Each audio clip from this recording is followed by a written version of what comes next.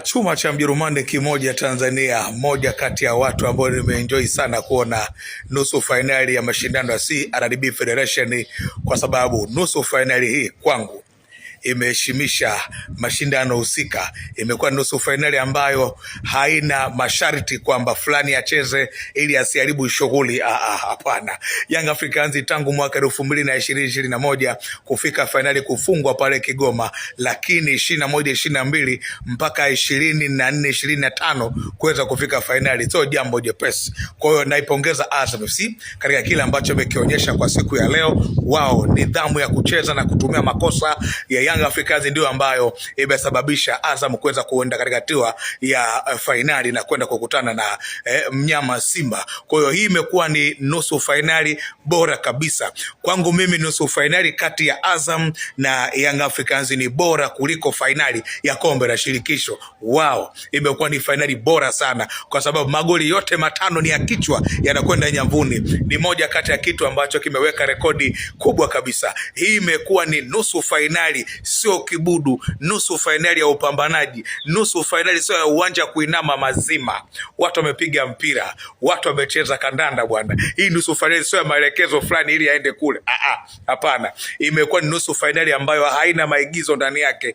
Timu zote zimecheza mpira, ni mchezo wa makosa, ndicho ambacho kimekwenda kutokea leo.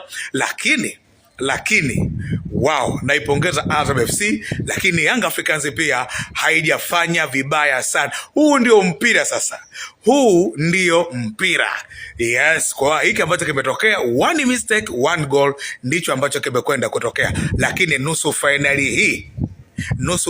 hii ni bora kuliko fainali ya kombe la shirikisho barani Afrika msimu huu. Nusu fainali haijawa nusu fainali ya kibudu kama ya jana. Nusu fainali ya jana ilikuwa ni ya kibudu, lakini leo watu wanakwenda njoo unakuja bonge moja la game. Hongera sana Azam FC. Sioni sababu ya wanayanga kuweza kuwa na unyonge wa aina hiyo. Bado mna kombe moja, mnaweza kulitetea, pambane nalo. Kwa kweli Yanga wamecheza kama mtama uliolowekwa. Ulikuwa hamna kasi kabisa kwenye mchezo wa leo. Ukiangalia hata aina ya mechi, wao ndio walikuwa wanajibu matukio kwa sababu wanaanza kufungwa, wanarudisha.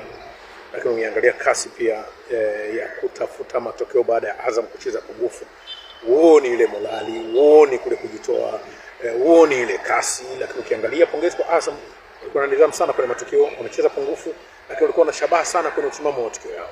Sasa kwa mtindo huu wa kucheza kama mtama uliolowekwa, ndio madhira ambayo yameonekana kwenye mchezo. Ni kama wao wanahitaji kucheza mechi.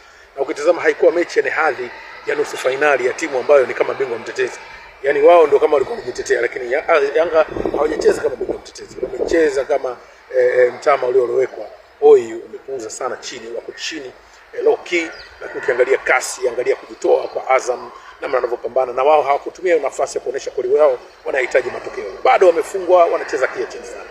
Hiyo ndio mtiani namna ambavyo nimetazama mchezo wao, kucheza kama mtama uliolowekwa. Kongole Azam fainali dhidi ya Simba, na tuseme kwamba Yanga rasmi walikuwa wanawakimbia Simba sasa kwa mtindo waliocheza leo. Kinachoshangaza ni kwamba Azam wamecheza zaidi ya dakika 50 wakiwa pungufu, kwa maana ya wachezaji 10, lakini hatukuona Yanga wakitumia numerical advantage.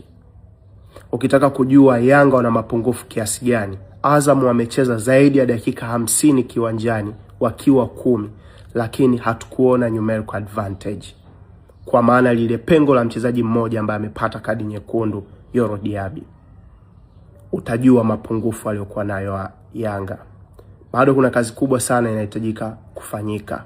Kuna mechi ambayo Tumi inakwenda kuamua ubingwa kati ya Yanga na Azam. Yanga wakiingia hivi kama walivyoingia leo, nadhani watakuwa na wakati mgumu sana kutetea ubingwa wa ligi kuu. Kuna kazi kubwa inahitajika kufanyika. Yes.